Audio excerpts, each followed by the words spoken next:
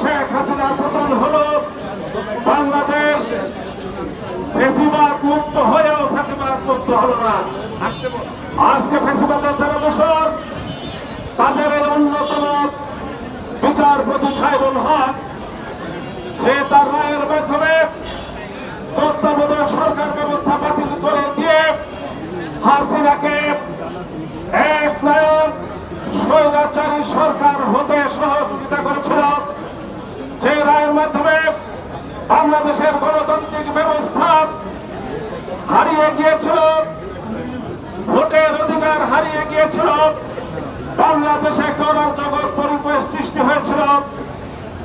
এখন পর্যন্ত খায়রুল হককে গ্রেফতার করা হয় নাই। আমরা সাবধান করে দিয়ে বলতে চাই, স্বৈরাচারের এক দোষর রাষ্ট্রপতি আব্দুল হামিদকে নিরাপদে বাংলাদেশ থেকে পালিয়ে যাওয়ার যে সহযোগিতা করেছিলেন, খায়রুল হকের ক্ষেত্রেও যদি সেই ঘটনা ঘটে, তাহলে আমরা দুর্বার আন্দোলন করে তুলব। যে আন্দোলনকে সামাল দেওয়ার ক্ষমতা এই সরকারের আছে বলে আমার মনে হয় না। কারণ আমাদের আন্দোলনে শেখ হাসিনার মতো একটা স্বৈরাচারিণী দিশেহারা হয়ে পড়েছিল। তাই বলবো, অবিলম্বে খায়রুল হককে গ্রেফতার করতে হবে। যে সমস্ত বিচারকরা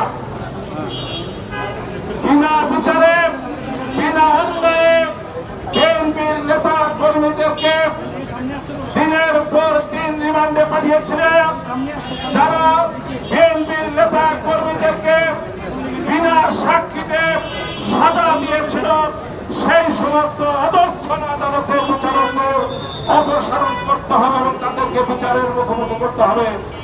যে আন্দোলন চলছে, যে দাবিতে আন্দোলন চলছে, সেই দাবিতে আন্দোলন চলবে যতদিন পর্যন্ত আমাদের দাবি আদায় না হয়।